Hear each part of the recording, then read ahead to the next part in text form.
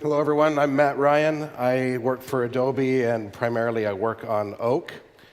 And there's a little bit of a mix-up. I thought lightning talks were supposed to be about lightning, and so I started my presentation this way. And then Stefan told me, no, I have to actually talk about something related to the conference. So I decided I would instead talk about this direct binary access feature that is new in Oak. What this is about is a way to have a client, like a JavaScript client, access your cloud storage, like your S3 or Azure data store, be able to access that directly, either to read binary data or write binary data, and to be able to do that without having to go through the content repository to stream the binary data. Most of you were here, I'm sure, that saw Alex Klimitschek's talk yesterday on the Asset Compute Service. This feature makes scenarios like that easier to do because you're able to read and write directly to the cloud storage. So I'm kind of excited about this feature. One thing that I think is neat about it is this idea of a kind of a cloud-first mindset. I think this is the first Oak feature that we have that actually takes advantage of features that are only available in cloud services. So it's kind of an interesting feature from that point of view. It's really important for Oak scalability because one of the biggest factors of scalability in Oak has to do with the amount of data that is streaming through the JVM. And this has the promise to offload a lot of that, and a bunch of other things. The main thing for us, I think, is we were able to do this and retain the security that you get with Oak. So Oak still stays in the middle as a coordinating service. All of the requests have to be authenticated, and the user has to have read or write access rights to do whatever they're trying to do. And we make the data available through signed URIs with the TTL that you can configure. So here's basically how it works. In our normal scenario, we have off here on the left, I have to turn. Off here on the left is a browser client. We have a repository in the middle and cloud storage. Requests look like this in the normal scenario, right? Your browser issues a request, it goes to the repository, which then forwards it on to cloud storage, and then the binary streams back through the repository. These are all running on separate machines, right? So here we're streaming the data through. Traditional upload is the same way. In this case, we stream the data through the content repository on its way up and get an answer back, but the repository is always in the middle. What we have done with this new feature is move it out of the way. So now there's, for download, a negotiation happens between the browser and the custom code or whatever in the content repository that basically says, I want to get a URL to download this binary content. So that could happen in a JavaScript client. It could happen in a desktop client. It could happen in a JSP or servlet.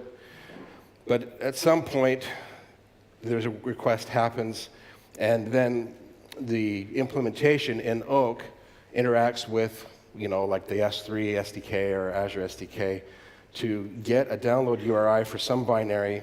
That download URI comes back, and then the browser can then issue that request directly to the cloud storage and get the binary back, and the data doesn't flow through the content repository. Uploads are basically the same. There's a few more steps involved.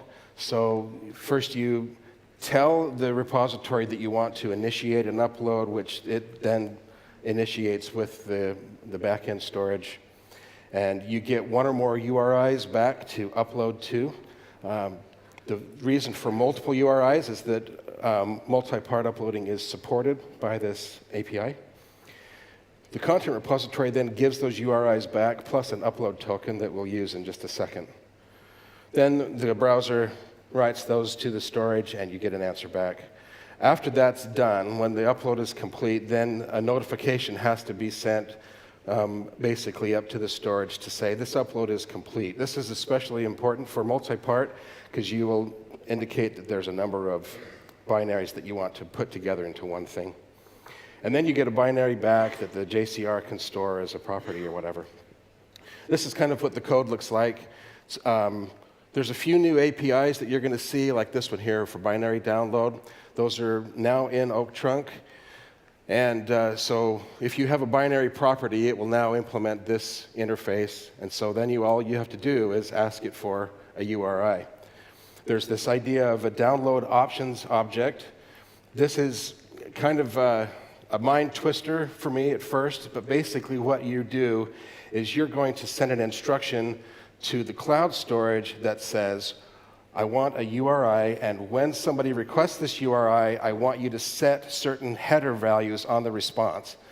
So this allows you to do certain things like what we're doing here with this PDF.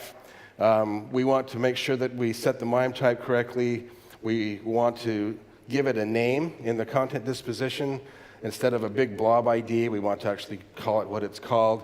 And we want to have it downloaded as an attachment so you get the save file dialog. So there's a few capabilities like that. For uploading, it's pretty much the same. New API called the Jackrabbit Value Factory. You initiate here on this line. When you initiate, you get a binary upload, which is clear over there. I'm not going to walk over that far. Now, obviously here, where you're going to do your upload stuff, you wouldn't actually do that in Java code, at least not on the same machine, because that doesn't buy you anything really. So this would be done somewhere else, but that's just to indicate that we're going to do an upload, and then you complete it, and when you complete it, you get a binary back that you can save in the JCR. If it's multi-part, you just iterate through the URIs and use the number of URIs that you need to chunk it apart. So when will this be available? It's in Oak Trunk now. It was released in the 1.9.8 unstable Oak release, and it will be in the 1.10 or whatever the next stable release of Oak is. I don't know if they'll call it 1.10, but probably. There's some more documentation. You can find it on GitHub, the GitHub fork of Apache Oak under the documentation section there. And the Java docs for the new APIs are available on jackrabbit.apache.org. Thank you.